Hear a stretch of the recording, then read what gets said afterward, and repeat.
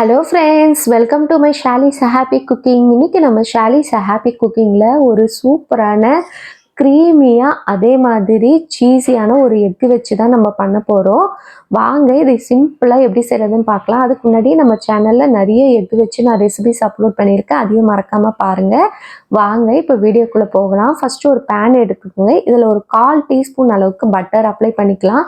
அந்த பேனில் வந்து பட்டர் ஸ்ப்ரெட் பண்ணி விடுற அளவுக்கு ஒரு 1/4 டீஸ்பூன் போதும். இப்போ நான் ஒரு 3 முட்டையை நல்லா பீட் பண்ணி வச்சுருக்கேன். இப்போ இதை என்ன பண்ணிக்கலாம், பாதி அளவுக்கு முட்டையை மட்டும் இப்போ இதில் ஆட் பண்ணி இந்த மாதிரி ஆம்லேட் மாதிரி போட்டு எடுத்துக்குங்க. 2 பக்கமும் ஒரு பக்கம் நல்லா வெந்த பிறகு மறுபக்கம் திருப்பி போட்டுக்குங்க. அதே மாதிரி மீதி இருக்க பாதி முட்டையும் போட்டு இந்த மாதிரி வேக வச்சு எடுத்து ரெடியாக வச்சுக்கோங்க. இப்போ அதே பேனில் என்ன பண்ணுங்க, மறுபடியும் வந்து ஒரு டீஸ்பூன் அளவுக்கு பட்டர் ஆட் பண்ணிக்கிட்டு நான் வந்து இந்த மாதிரி பன்னீரை வந்து பெரிய பெரிய சைஸாக கட் பண்ணி வச்சுருக்கேன். இதை எல்லாத்தையும் இதில் வச்சுட்டு லைட்டாக கலர் மாறினா போதும், ரொம்பலாம் டோஸ்ட் பண்ண அவசியம் இல்லை. லைட்டாக கலர் மாற வச்சு அதையும் என்ன பண்ணுங்கள், ஃப்ரை பண்ணிவிட்டு தனியாக எடுத்து வச்சுருங்க. இப்போ அதே பேன்லேயே ஒரு 2 டேபிள் ஸ்பூன் அளவுக்கு பட்டரும் 2 டேபிள் ஸ்பூன் ஆயிலும் சேர்த்துக்குங்க. இப்போ இதில் என்ன பண்ணுங்கள், நான் வந்து பூண்டு வந்து ஒரு 3 பல்லு பூண்டை நல்லா பொடியாக கட் பண்ணி இல்லை நல்லா மசிச்சுட்டு கூட நீங்கள் என்ன பண்ணுங்கள், இதில் ஆட் பண்ணிவிட்டு மிக்ஸ் பண்ணி விட்டுருங்க. இப்போ இதில் ஒரு சின்ன வெங்காயம், அதாவது ரொம்ப சின்ன வெங்காயமாக ஒரு வெங்காயத்தை பொடியாக கட் பண்ணி சேர்த்து மிக்ஸ் பண்ணிக்கோங்க. கலர்லாம் மாறணும்னு இல்லை, சும்மா லைட்டாக மிக்ஸ் பண்ணி விட்டுருங்க. இப்போ இது கூடவே ஒரு 2 டேபிள் ஸ்பூன் அளவுக்கு மைதாவையும் சேர்த்து மிக்ஸ் பண்ணிக்கோங்க. எந்த கெட்டி பதமும் இல்லாத அளவுக்கு நல்லா மிக்ஸ் பண்ணி விட்டுருங்க அந்த வெங்காயத்து கூடவே. இப்போ இதில் 2 கப் அளவுக்கு பால் ஆட் பண்ணிக்கலாம். பால் சேர்த்துட்டு கெட்டி பதம் எதுவும் இல்லாத அளவுக்கு மிக்ஸ் பண்ணிக்கிட்டே இருங்க. இதை நம்ம ஆட் பண்ணிவிட்டு ஒரு நிமிஷத்துலேயே பார்த்தீங்கன்னா பால் வந்து திக்காக ஆரம்பிக்கும். அந்த மாதிரி திக்காக ஆரம்பிக்கும் போது என்ன பண்ணுங்க, இதில் வந்து 1 டீஸ்பூன் அளவுக்கு சில்லி ஃப்ளேக்ஸ் ஆட் பண்ணிக்கோங்க. காரத்துக்கு தகுந்த மாதிரி நீங்கள் ஆட் பண்ணிக்கோங்க. அது கூடவே மிளகுத்தூள் 1 டீஸ்பூன் சேர்த்துக்கிட்டு ஓரிகனோ 1 டீஸ்பூன் சேர்த்துக்குங்க. இதுக்கு தேவையான அளவுக்கு உப்பு சேர்த்துக்குங்க. உப்பு வந்து அதிகமாக சேர்க்க வேணாம், கொஞ்சம் திட்டமாகவே சேர்த்துக்குங்க. ஏன்னா திக்காகி வரும்போது உப்பு கரைக்க ஆரம்பிச்சிடும். ஸோ கொஞ்சம் திட்டமாகவே உப்பு சேர்த்துக்கிட்டு இதை நல்லா மிக்ஸ் பண்ணி விட்டுருங்க.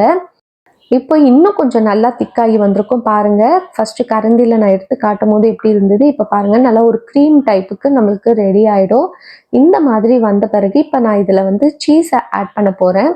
நான் வந்து ஸ்லைஸ் சீஸ் வந்து ஒரு 2 ஆட் பண்ணியிருக்கேன். அதே மாதிரி மொசரல்லா சீஸ் வந்து ஒரு 2 டேபிள் ஸ்பூன் அளவுக்கு ஆட் பண்ணியிருக்கேன். உங்ககிட்ட என்ன வகையான சீஸ் இருந்தாலும் பரவாயில்ல, அதை ஆட் பண்ணிக்கோங்க. சேர்த்துட்டு இதை நல்லா மிக்ஸ் பண்ணி விடலாம். அந்த சீஸ் வந்து நல்லா கரைஞ்சி வரணும். சும்மா ஒரு நிமிஷத்துலேயே வந்து நல்லா சீஸ் வந்து கரைஞ்சிரும். இந்த மாதிரி சீஸ் எல்லாமே நல்லா கரைஞ்சி அது ஒரு திக்காக ஃபார்ம் ஆகும்போது என்ன பண்ணுங்க, இதில் நம்ம வந்து பாருங்கள் இந்த அளவுக்கு நல்லா திக்காகிடும். ரொம்ப நேரம் போட்டிங்க மிக்ஸ் பண்ணிகிட்டே இருந்தீங்கனாலும் ரொம்ப கெட்டிமாயிடும். ஸோ ஓரளவுக்கு திக்காக ஆரம்பிக்கும் போது என்ன பண்ணுங்கள், இதில் வந்து ஸ்ப்ரிங் ஆனியன் ஒரு 1/4 கப் அளவுக்கு ஆட் பண்ணிவிட்டு இதையும் சேர்த்து நல்லா மிக்ஸ் பண்ணிவிட்டு இதை அப்படியே தனியாக எடுத்து வச்சுருங்க.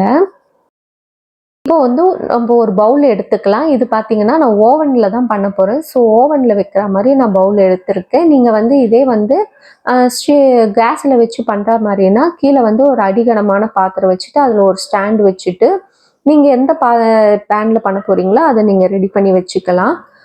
இப்போ பாருங்கள், நான் வந்து கீழே வந்து மஷ்ரூம் வந்து இந்த மாதிரி ஸ்லைஸ்டாக கட் பண்ண மஷ்ரூமை ஸ்லைஸ்டாக கட் பண்ணி அப்படியே வந்து அந்த ஒரு லேயராக அப்படியே நான் வந்து வச்சுருக்கேன். இதில் நீங்கள் என்ன வெஜிடபிள்ஸ் வேணாலும் வைக்கலாம். கத்திரிக்காய், பெரிய கத்திரிக்காய் வச்சு பண்ணலாம், இல்லை கேப்சிகம் வச்சு உங்களுக்கு எது விருப்பமோ பண்ணலாம். இப்போ இதில் 2 முட்டையை நல்லா பீட் பண்ணி ஊற்றியாச்சு. இப்போது நம்ம ஆல்ரெடி வேக வச்சு ஆம்லேட் மாதிரி போட்டு எடுத்தோம்ல, அந்த முட்டையை வந்து ஸ்லைஸாக நான் வந்து இந்த மாதிரி நீல வாக்கில் கட் பண்ணியிருக்கேன். அதாவது உங்கள் பவுலுக்கு தகுந்த மாதிரி நீங்கள் அதுக்கேற்ற மாதிரி ஷேப்பில் கட் பண்ணி அதை ஒரு லேயராக வச்சுருங்க. இப்போ இதில் நம்ம ரெடி பண்ண ஒயிட் சாஸ் என்ன பண்ணிக்கலாம், இதில் மேலே ஃபில் பண்ணிக்கலாம். இதுக்கு மேலே ஆல்ரெடி நம்ம பன்னீர் வறுத்தோம்ல, அதை வந்து நான் பொடியாக கட் பண்ணி வச்சுருக்கேன். அதையும் வந்து மேலே ஸ்ப்ரெட் பண்ணி விட்டுட்டு இப்போ வந்து மறுபடியும் இன்னொரு லேயர் வந்து முட்டையை வந்து கட் பண்ணி வச்சுருக்கேன். இதுக்கு மேலே நான் வந்து இப்போ மீதி இருக்க ஒயிட் சாஸை நான் அப்ளை பண்ணிக்கிறேன். இதில் வந்து நீங்கள் எத்தனை லேயர் வேணாலும் போடலாம். உங்கள் பவுல் சைஸுக்கு ஏற்ற மாதிரி நீங்கள் லேயர் வந்து போட்டுக்கலாம். இப்போ இதுக்கு மேலே நான் என்ன பண்ணுறேன், மீதி இருக்க பன்னீரையும் போட்டுட்டு கொஞ்சமாக ஸ்ப்ரிங் ஆனியன் தூவி விட்டுட்டு மேலே வந்து மொசரல்லா சீஸ் வந்து ஆட் பண்ணியிருக்கேன். அவ்வளோதான். இப்போ இதை என்ன பண்ணலாம், இது எல்லாத்தையுமே ரெடி பண்ணிவிட்டு நான் ஓவன் வந்து ப்ரீஹீட் பண்ணியிருக்கேன். 180 டிகிரியில் ஒரு 10 நிமிஷம் ப்ரீஹீட் பண்ணியிருக்கேன். இப்போ வந்து இதை பேக்கிங் மோடில் என்ன பண்ணிக்கலாம், ஒரு 25லேருந்து 30 நிமிஷம் அப்படியே பேக் பண்ணி எடுத்திங்கன்னா பாருங்கள், மேலே நல்லா கலர் மாதிரி உள்ள க்ரீமியாக இருக்கும், மேலே நல்லா சீஸோட சாப்பிட ஒரு அருமையாக இருக்கும். இந்த எக் ரெசிபியை நீங்களும் ட்ரை பண்ணி பாருங்கள், அவ்வளோ ஒரு டேஸ்ட்டாக இருக்கும் சாப்பிட்றதுக்கு. இந்த வீடியோ உங்களுக்கு பிடிச்சிருந்ததுன்னா மறக்காமல் லைக் பண்ணுங்கள், ஷேர் பண்ணுங்கள், சப்ஸ்கிரைப் பண்ணுங்கள் ஃப்ரெண்ட்ஸ். இன்னொரு வீடியோவில் உங்களை சந்திக்கிறேன். பாய் பாய் ஃப்ரெண்ட்ஸ்.